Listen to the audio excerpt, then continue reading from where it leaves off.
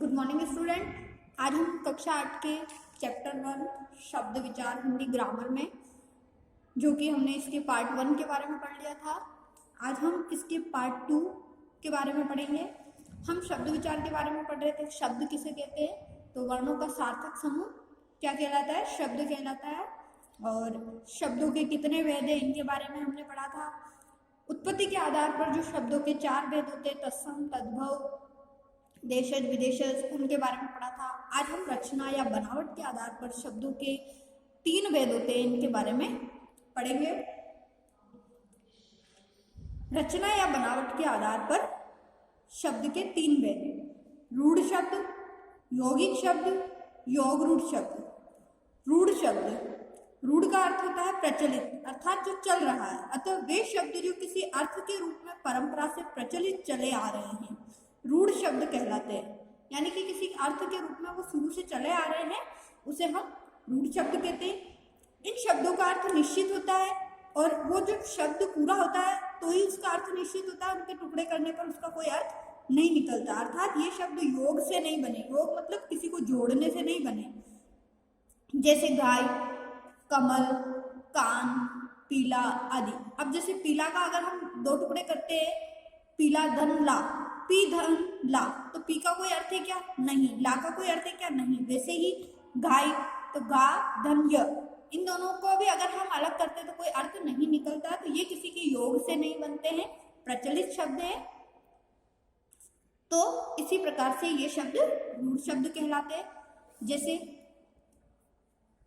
गाय एक पशु का नाम हो गया, पीला कलर का नाम हो गया, गाय कोई अर्थ नहीं निकल रहा इनको अलग करने पर, पीला इनको अलग करने पर भी कोई अर्थ नहीं निकल रहा है।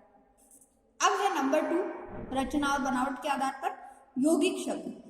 यौगिक का अर्थ है योग या जोड़ से बना। योग यानी जोड़ना, 2 शब्दों को आपस में मिलाना, जोड़ना। वे शब्द दूसरे शब्दों के योग से बनते हैं, क्योंकि वो ही यौगिक शब्द कहलाते हैं। तो ऐसे शब्द जो 2 शब्दों के योग से या दूसरे शब्दों के योग से बनते हैं तो क्या कहलाते हैं? यौगिक शब्द कहलाते हैं। इसमें सामासिक शब्दों का योग होता है।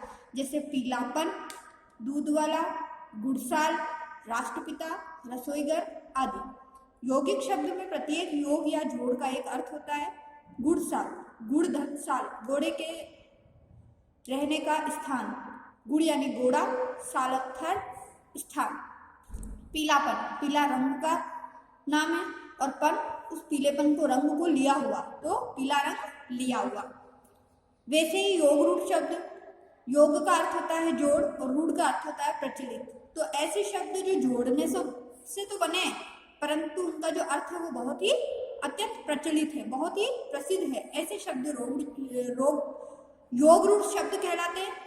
जैसे दशानन, 10 धन आनंद, अर्थात 10 सिर वाला कौन? रावण। नीला कंठ, नीला धन कंठ, अर्थात नीला कंठ है जिसका, अर्थात कौन है? शिव। भगवान शिव का जो कंठ है वो कैसा है? नीला। पंकज, पंक धन ज, पंक मतलब कीचड़, जिसका जन्म कीचड़ में हुआ है, अर्थात कमल। कीचड़ में उत्पन्न अर्थात कमल। उपरोक्त शब्द दशानन, नीलकंठ, पंकज के भिन्न अर्थ होते हुए भी शब्द क्रमशः रावण, क्षीर, शिव तथा कमल के लिए रूढ़ है। इसीलिए ये क्या हो गए? योग रूढ़ शब्द हो गए। तो जो वे शब्द जो योग जोड़ने से भी बने और रूढ़ उनका अर्थ अत्यंत प्रचलित है, परंतु एक विशेष अर्थ देते हैं, इसीलिए उन्हें क्या कहा जाता है? योग रूढ़ शब्द। ये शब्द अधिकतर बहुविरही समास के उदाहरण होते हैं। अब अर्थ के आधार पर शब्दों के जो भेद है वो 8 अर्थ के आधार पर शब्द भेद। तो अर्थ के आधार पर शब्द के जो निम्नलिखित भेद है वो है पर्यायवाची शब्द, जो कि एक अर्थ के अनेक अर्थ प्रदान करते हैं, उनके पर्याय होते हैं। जैसे आंख, नेत्र, लोचन। फिर विलोम शब्द, जो कि विपरीतार्थक, जैसे गरीब, गरीब का अमीर हो गया। फिर अनेकार्थी शब्द, एक ही शब्द के अनेक अर्थ होते हैं, जैसे कर यानी हाथ होता है, किरण होता है, टैक्स होता है आदि। वैसे ही एकार्थी शब्द, द्वेष, शत्रुता का भाव होता है, और ईर्ष्या मतलब जलन का भाव, यानी कि दिखने में तो एक समान होते हैं परंतु उनके अर्थ भिन्न होते हैं। ठीक है। उसी प्रकार से श्रुति सम भिन्नार्थक शब्द जो कि सुनने में समान है परंतु अर्थ भिन्न है, जैसे आचार, आचार मतलब व्यवहार, अचार मतलब खाने का पदार्थ। अनेक शब्दों के लिए एक शब्द जो साथ पड़ता हो सहपाठी, तो वह वाक्यांश जिसका एक शब्द बनता है, तो अनेक शब्दों का एक शब्द बन जाता है, उसे वाक्यांश के लिए एक शब्द कहा जाता है। ये हो गए अर्थ के आधार पर शब्दों के भेद। अब नेक्स्ट है प्रयोग के आधार पर शब्दों के तीन भेद होते हैं। प्रयोग के आधार पर शब्दों के तीन भेद होते हैं, सामान्य शब्द, पारिभाषिक शब्द, तकनीकी शब्द। सामान्य शब्द दैनिक जीवन में प्रयोग आने वाले शब्द सामान्य शब्द कहलाते हैं। इन्हें बोलचाल के शब्द भी कह सकते हैं, जैसे रोटी, मकान, अलमारी, पूजा, रसोई आदि। तो ऐसे शब्द जिनको हम दैनिक जीवन में यानी कि रोजाना प्रयुक्त करते हैं, उठना, बैठना, खाना, पीना, खेलना, रोटी, कपड़ा, मकान, ये सभी चीजें क्या है, हमारी दैनिक आवश्यकताएं हैं और ये सामान्य शब्द होते हैं।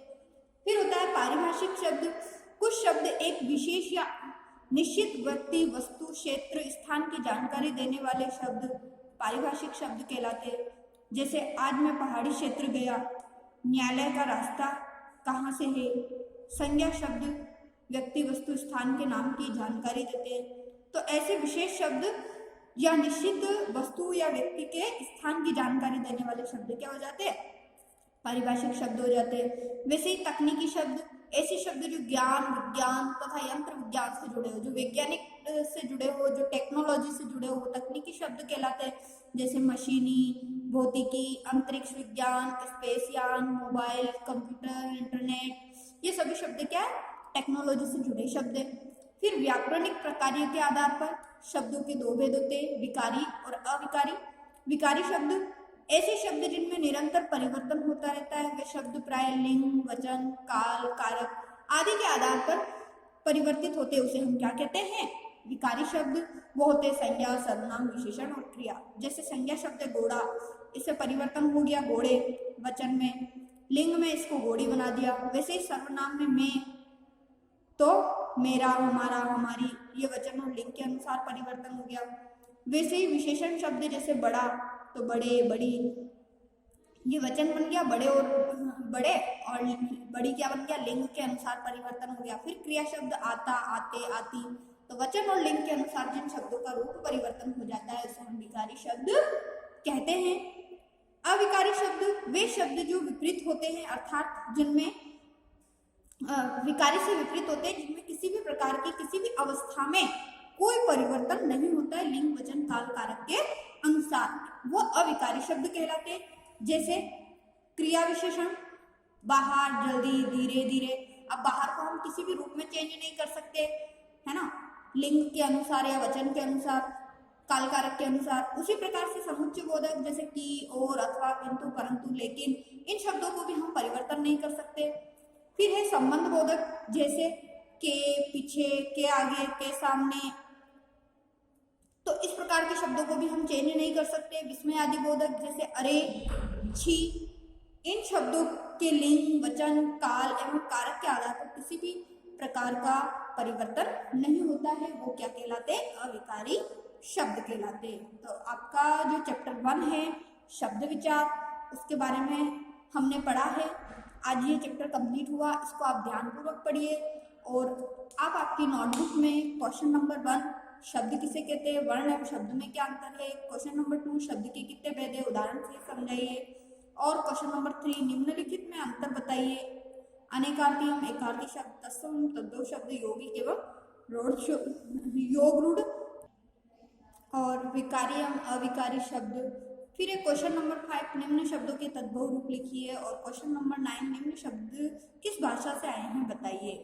तो आज का जो आपका होमवर्क है क्वेश्चन नंबर 1, 2, 3, 5 और 9, जो कि आपको नोटबुक में नोट करने हैं सभी के आंसर। नेक्स्ट क्लास में हम बुक एक्सरसाइज के बारे में, बुक एक्सरसाइज वाले प्रश्नों के बारे में समझेंगे। Thank you.